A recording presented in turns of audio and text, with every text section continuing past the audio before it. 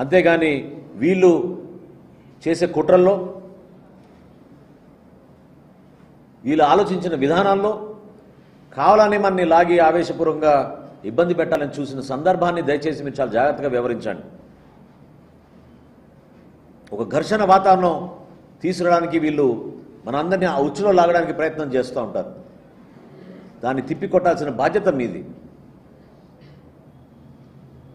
ఎందుకు 5 సంవత్సరాల్లో జగన్మోహన్ రెడ్డి గారు ఏ కుటుంబానికి ఫోన్ చేయలేదు?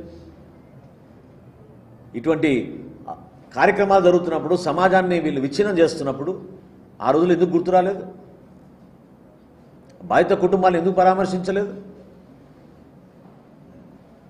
ఎవరైనా సరే చట్టం ముందు ఒక్కరే, సమానంగా చూస్తాం.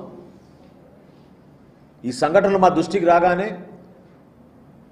మన పార్టీ అధ్యక్షులు పవన్ కళ్యాణ్ గారి ఆదేశాల మేరకు క్షేత్రస్థాయిలో పర్యటించి వాస్తవాలు తెలుసుకుని రిపోర్ట్ సబ్మిట్ చేయమని అక్కడ స్థానికంగా ఉన్న నాయకత్వాన్ని మనం పంపించాం. ఖచ్చితంగా మేము తీసుకోవాల్సిన యాక్షన్ మేము తీసుకుంటాం పార్టీ పరంగా. కానీ ఒక అలజడి సృష్టించి ఓట్ల కోసం దుర్మార్గంగా కష్టపడి పనిచేస్తున్న మన కుటుంబ ప్రభుత్వాన్ని అభివృద్ధి జరగనివ్వకుండా, పెట్టుబడులు రానివ్వకుండా, ఉద్యోగ అవకాశాలు చెడగొట్టే విధంగా వీళ్ళు చేస్తున్న కుట్రని దయచేసి ప్రజలందరూ కూడా గమనించాలి. ఇది చాలా అవసరం.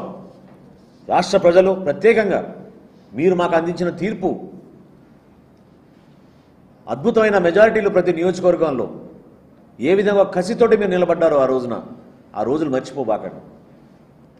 అందరం కలిసి పనిచేద్దాం, ఒకే ఆలోచనతో పనిచేద్దాం. భారతదేశంలో ఆంధ్రప్రదేశ్ ఉన్నత స్థాయికి తీసుకెళ్ళాలి. స్వర్ణ ఆంధ్రప్రదేశ్ నిజంగా మన కళ్ళ ముందే కనపడే విధంగా కష్టపడి పనిచేసుకుందాం. అంతే తప్ప ఈ విధంగా చిల్లర రాజకీయాలు, ఇటువంటి దురాలోచనలు, అటువంటి నాయకత్వాన్ని మాత్రం దయచేసి మీరు ప్రోత్సహించబాకండి.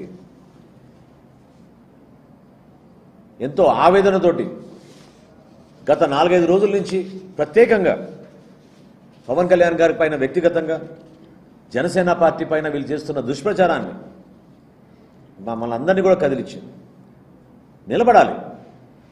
ఒక ఆలోచన విధానం ఏంటి మనది? దేనికోసం మనం ఇంత దూరం ప్రయాణం చేసాం? ఎందుకు ఇంత కష్టపడ్డాం? మన రాష్ట్రం కోసం, మన ప్రజల కోసం, మన భవిష్యత్తు కోసం. అటువంటి నాయకత్వం మనకి పవన్ కళ్యాణ్ గారిలో ఉంది. దాన్ని నిలబెట్టే బాధ్యత మనందరిపైన ఉందని ఈ సందర్భంగా మీ అందరూ కూడా తెలుపుకుంటున్నాను.